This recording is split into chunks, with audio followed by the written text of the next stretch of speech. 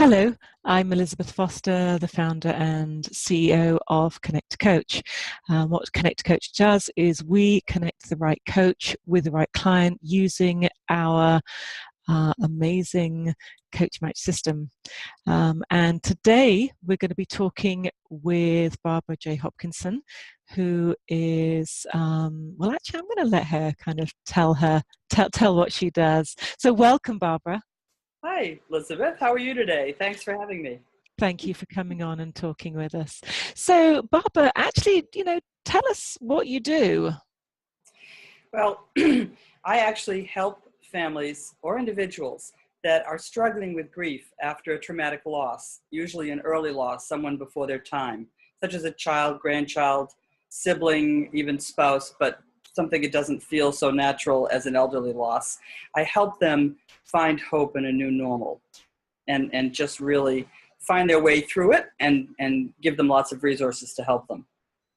I think that's incredibly powerful and so needed with people. I mean, to lose a child, well, excuse me, to lose anyone, is a tragedy, but specifically to lose a child. So what actually led you to become a coach and actually specialize in this grief work? Well, I was in the corporate world for 30 years, including 10 years at IBM. But during that time, I lost 3 children. So first I had a miscarriage. Then my third son was stillborn, Robbie. And then 15 years later, my 21-year-old, who was on his way to being an Army pilot, Brent, got killed in a motorcycle accident. So that really rocked my world. And that last Brent's death was a catalyst to my 30-year marriage falling apart. So I really hit bottom. My remaining son, Brad, it happened during the week of his high school graduation. And then when he went off to college, the grief actually made him flunk out of college. He just couldn't concentrate. So the combination of all of those things and in my mind, my future, I was already thinking grandchildren and retirement. Well, that all just disappeared all at once, and I was about to live alone for the first time and didn't know how I was going to manage it. I actually attempted suicide. But thankfully, I stopped myself in time. I couldn't do that to my remaining son, but it really made me make a choice. I realized that I had to make a choice to heal and climb out one day at a time, just doing whatever I could. And it sent me on a journey that's made me a much stronger person.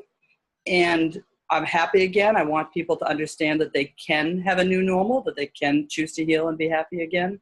And now I'm remarried and I have 3 adult stepchildren, and my son just got married and he did finish college. He's an amazing chef and life is good.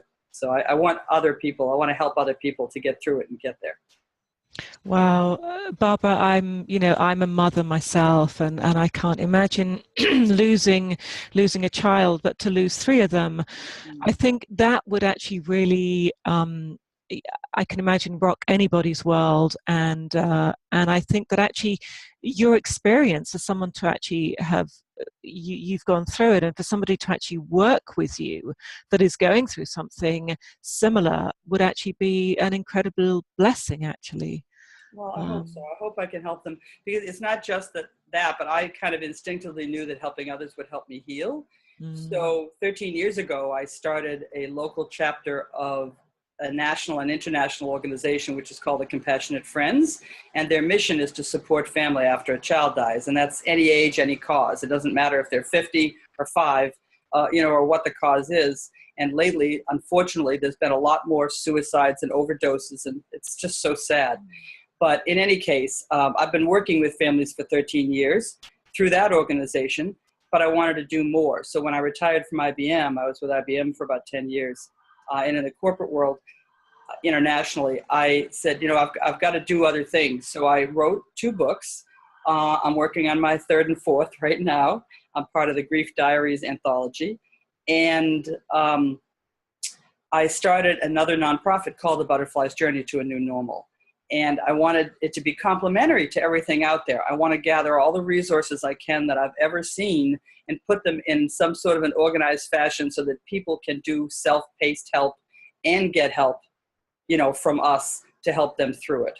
because you just don't know what might help you. Everybody's everybody's grief is unique. So I'm on a mission. I'm on a mission for my children, and I know that you can find a new normal and be happy again. I have. And I think that's incredibly powerful. So tell me, I mean, obviously, somebody that's I'm just thinking of the type of people that would really benefit of working with you, and obviously somebody that's been through the loss of someone. But tell me a little bit more about the type of people that you would work with. Yes, I work again because of my background. Of course, I work with a lot of families that have lost a child, a grandchild, or a sibling. But I also work with people that have encountered a loss of their spouse before their time. You know, it doesn't matter if they're an adult, if they're not. It's one thing when you're expecting someone to go and they're elderly or they're sickly, and it just seems like a natural occurrence. That's still extremely difficult and very hard to grieve. Don't mean to minimize that at all. But when your child, for instance, has been taken away from you, and that's your primary goal in life, is to protect them, and you can't anymore, it's like someone's gutted you like a fish. It's just so traumatic.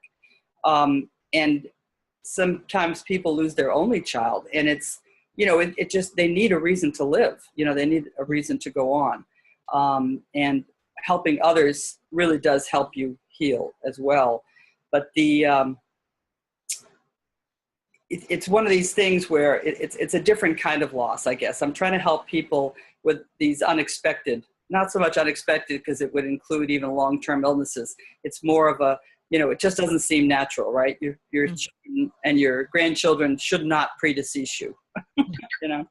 Yeah, absolutely. I quite agree with that. So could you share an example of some results that one of your coaching clients, obviously without going into details, but just share the results of maybe some of your clients' results?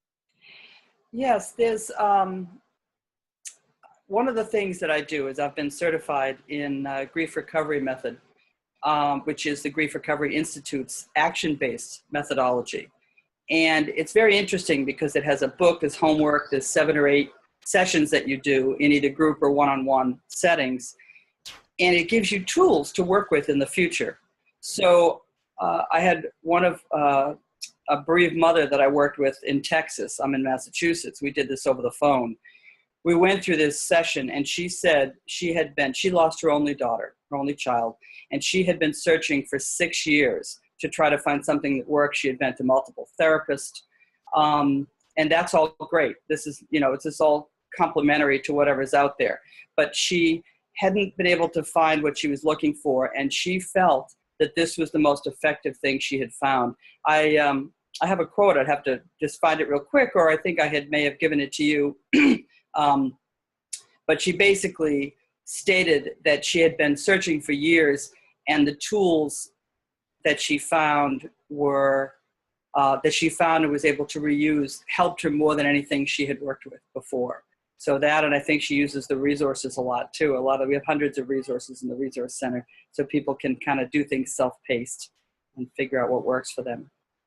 I love that idea, and the fact that, I mean, we're not saying that therapy doesn't work, but what you're saying is that this particular client of yours had tried various things and hadn't been able to find that real healing that she had with you, and then working with you, she managed just to turn another corner. So I think that's incredibly powerful. I did find the quote. It's a short one if you'd like to hear it. Yes, please. Yes, it says, I had read countless books and worked everywhere for exactly this, looked everywhere for exactly this. The GRM gave me a profound awareness of how I've dealt with loss over my lifetime. Barbara held a space of quiet compassion for me to express my feelings without judgment as I learned how to complete and release unresolved feelings. I feel so thankful that Barbara offers GRM, and that was from Socorro in Texas. Wow. That's very powerful. Thank you. Thank you for sharing that. So what gives you the greatest joy when you're coaching a client? I mean, what is it in you that you kind of feel that you really want to share with those people? Oh, I think I want them to see the light at the end of the tunnel. I want them not to feel guilty and buried in anger and guilt and grief. I want them to see that they can dig their way out. And not that life will ever be exactly the same, it won't, but that they can find their new normal. That their loved ones want them to heal, that, it doesn't matter what others think. One big benefit, a couple of benefits of going through something traumatic like this is that you understand it's crystal clear what's important and what's not. You no longer need to put up with other people's opinions of what you're doing or of trivial things or being negative about things that don't matter. You just shed all that. You just let it go. And I wouldn't recommend this as the way to get so strong, but it makes you extremely strong. I really feel like nothing can take me down. And I've had some other things happen, and it just doesn't matter, because in comparison, that if you get through that kind of a traumatic loss, you can get through anything. So it gives people a different sort of a perspective and a different confidence. But what I love is when they start to get that and feel it, and they start to trust, like maybe little signs or intuitions or connections with their loved ones, or just that it's okay. It's okay for me to laugh again. It's okay for me to feel a little better. And I can find these things make me feel better. Maybe it's meditation or journaling or exercise or nutrition or, so many different things, but, ways to be able to figure out even undelivered communications and be able to write those down and let them go. There's just, it's just to be able to see the progress and the hope in them is what gives me joy. Oh, that's lovely. And I can imagine working with somebody that's been through, any kind of loss, and to really work with them and to help them through that must be an incredibly, it must be an incredible honor, I would imagine. Yes, it is. And it's very rewarding. And people often say to me, how can you do that and listen to other people's stories? I think this is my spiritual destiny. This is my mission in life.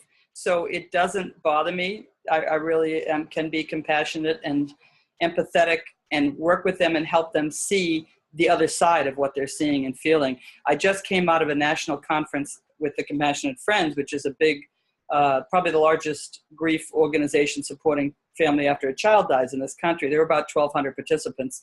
And one of the things we do is a photo shoot. We call it a Choose to Heal photo shoot, where we put up a black background, have a professional photographer and lights, and have them write messages on their skin that are meaningful to them. And it might be things like grief is the price of love, or though the voice is quiet, the spirit echoes still.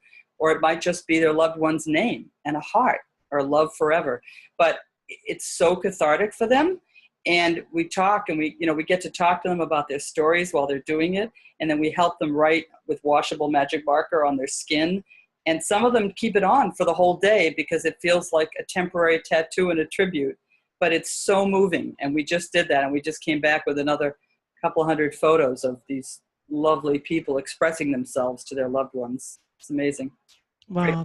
It sounds, I can imagine being there at that photo shoot and witnessing those people. It just sounds like an incredible process. So what would you actually say to somebody that was thinking of coming to work with you? I would tell them, first of all, I guess what I thought of as the three most important things I learned that I put in the last chapter of my book. Number one is multifaceted. It's keep an open mind. You'd be surprised at the things that might help you that you've never tried. So for me, I was coming out of the corporate world, international technology, and IBM. I was skeptic. I knew nothing about energy or spirituality, but I had some friends that talked me into trying things like energy healing. And it was amazing how much better it made me feel. And then I learned about some of the physics of that, and what supported it. But just keep an open mind. Trust your intuition about what works for you. Don't worry about others' opinions of what works for you. So that's kind of the main first point. The second point is helping others helps you heal.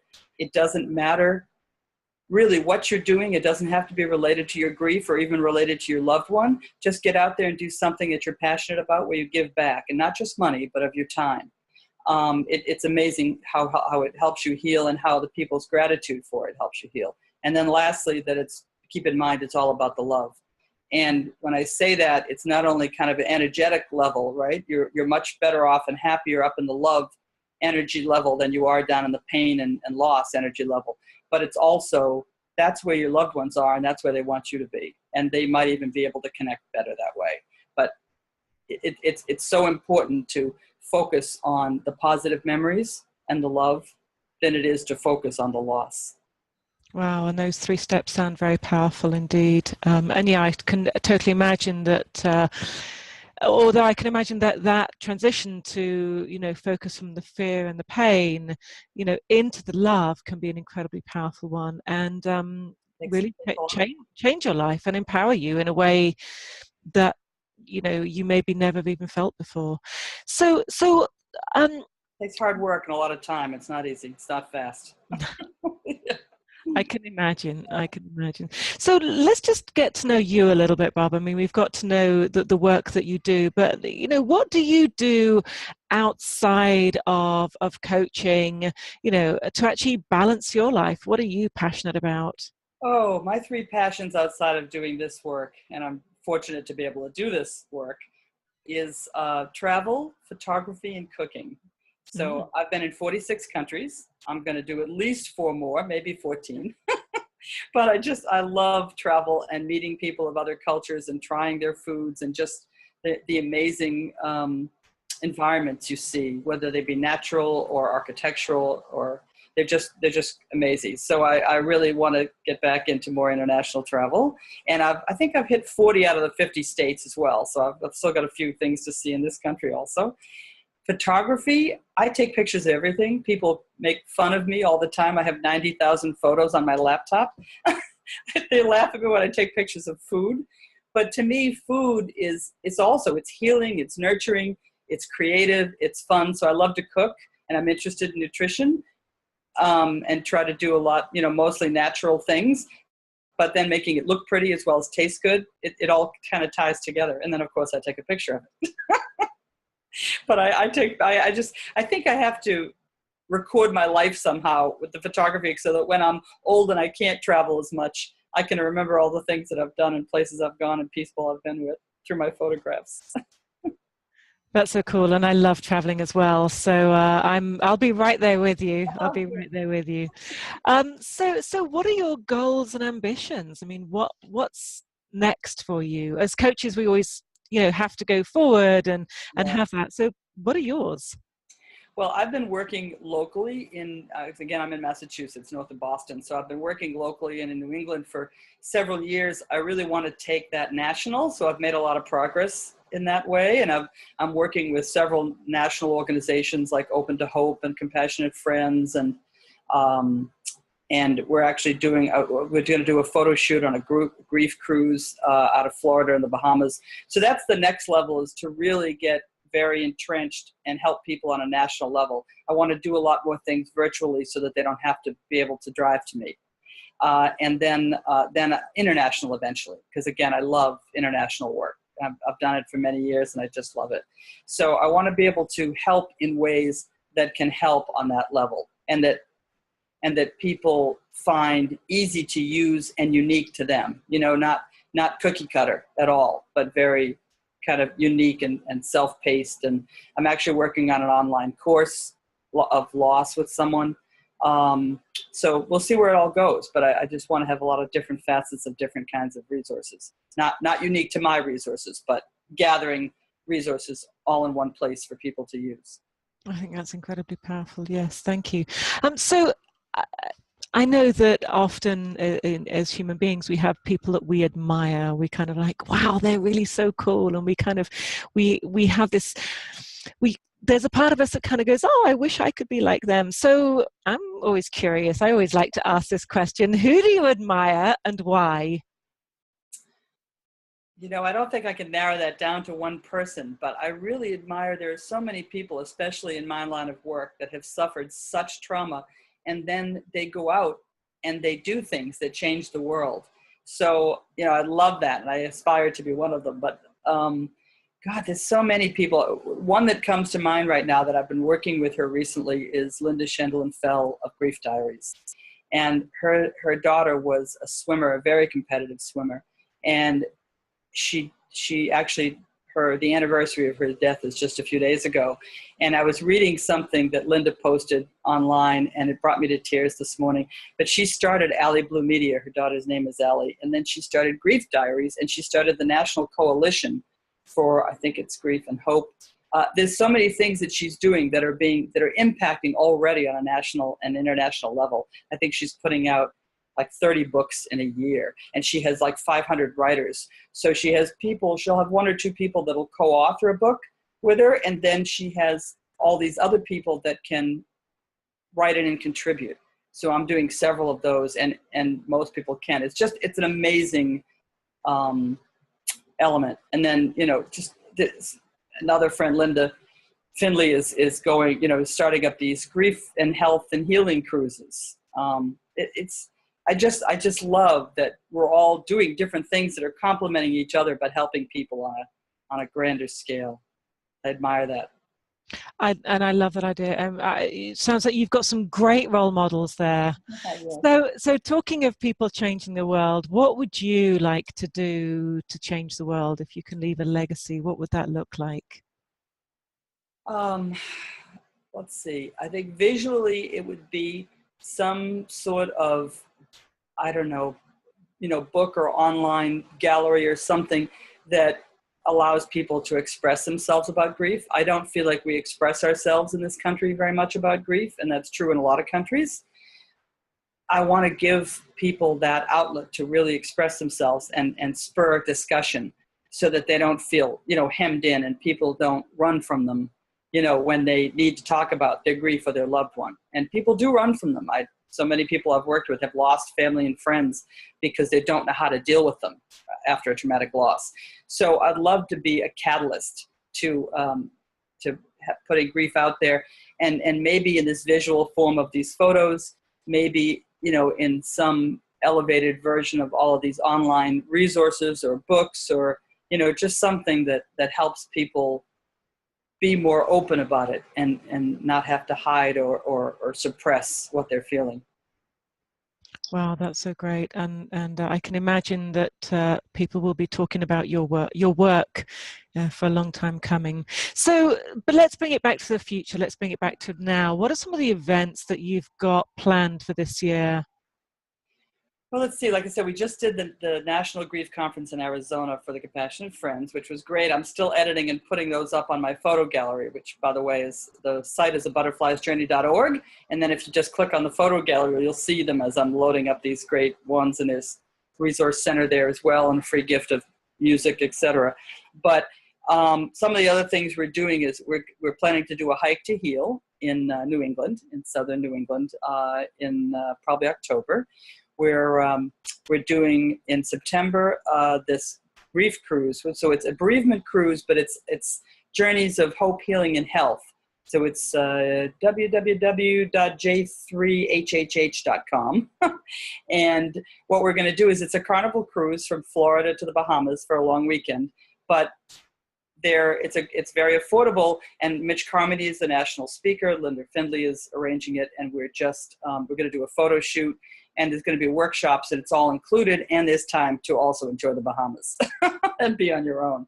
That sounds great. That's interesting. And then I'm hoping to do more photo shoots. We're looking at a retreat locally. I want to do a lot more things nationally with speaking and with the photo shoots in other people's events, because they're very powerful to be able to say you spend a day doing photo shoots, you have a day to edit, and then maybe on the last day of the event, you do a reveal where you're actually showing them and talking about them and things like that. I'd love to do that for other organizations. Well, I think that's a fantastic idea, and I'm sure that many organizations would be very honored to join up with you. So I know that you mentioned earlier that you've written some books. So what have you written? What are you writing? Where can we get them?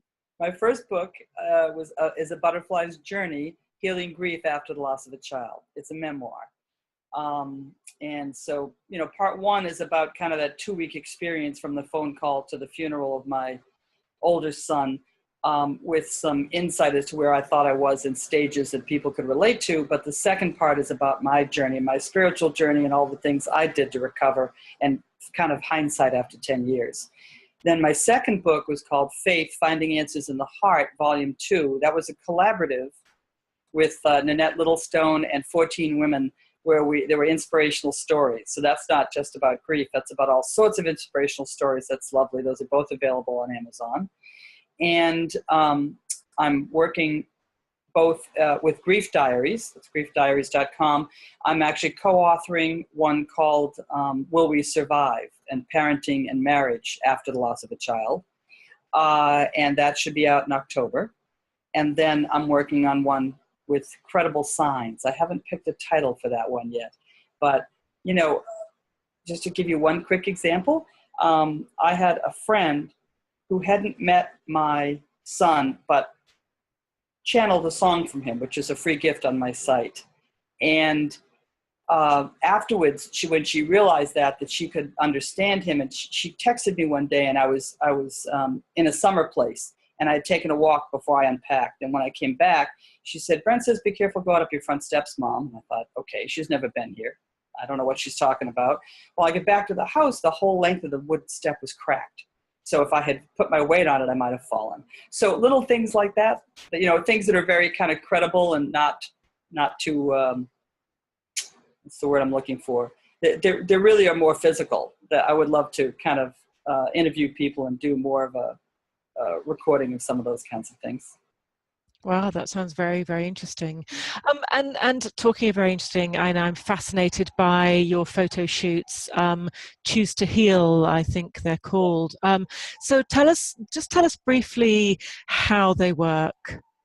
Well, I'll take a photographer and we'll go to an event, or I've had local events here where I invite people too, but say we go to some other organization's event, and it doesn't have to be around loss of a child like Compassionate Friends. It can be any event where people are even trying to communicate about, loss or grief in any way.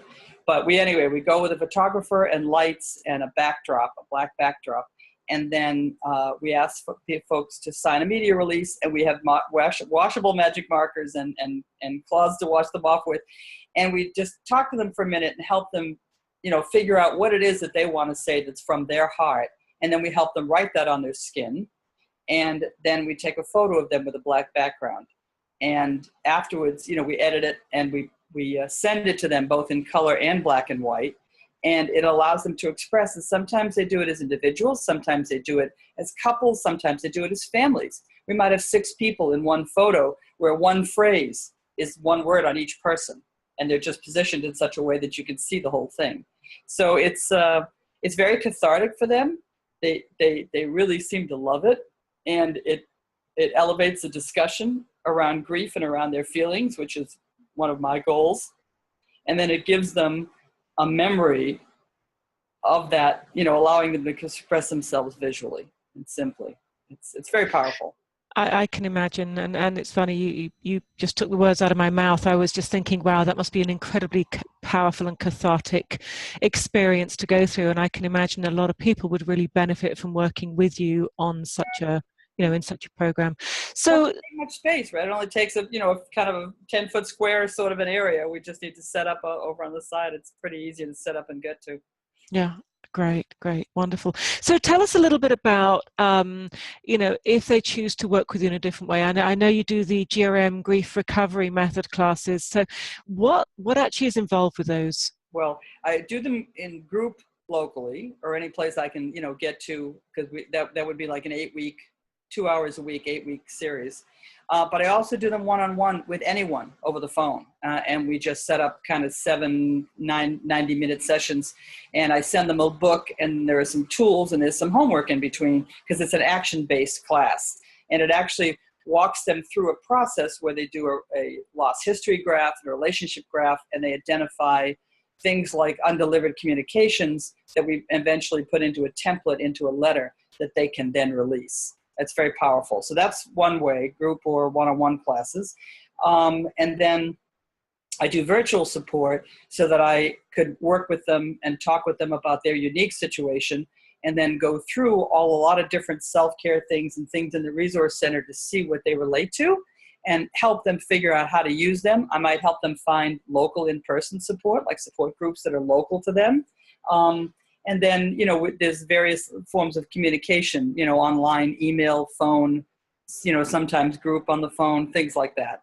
But they can do, the best way to start, I guess, is to call and organize or schedule a 30-minute healing call where we can understand what their situation is and start them on a path on their own healing, and then introduce them to the different things that we do. Barbara, thank you. I think that the work that what we've covered today is going to be really helpful for many people. And we talked, I would highly recommend anybody that has been through a loss or knows anyone that's still suffering as a result of going through a loss to connect with Barbara J Hopkinson, which you can do so. You can do it on our website, connect2coach.com. That's connect-coach.com, and you'll find Barbara in one of our, if you look on the directory, you'll find Barbara there. I think that's probably about it. So is there anything that you'd like to wrap up with, Barbara? Just that, to tell people to really keep an open mind and try to focus on the positive, not just the pain. It's amazing. I think one of the turning points for me was when I started to think of my children's life as a gift to me, not just a loss. That made a huge difference in my healing and my recovery. So if people can think about their loved ones, whatever time they had with them, think about it. I mean, would you rather have never had them, or would you rather have them for a short time? Cherish that time and think about that, and those memories, those positive memories, to try to help you climb out of the grief hole. It's important, and it's connecting. It feels like it connects you to them a little more.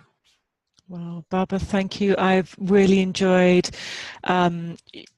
listening to what you have to share, and I know that you've got a very powerful message and a support system to really help people through, and I'd highly recommend that they connect with you. So, Barbara, thank you very much for your time, and we look forward to connecting with you soon. Thank you, Elizabeth. Bye-bye. Bye-bye.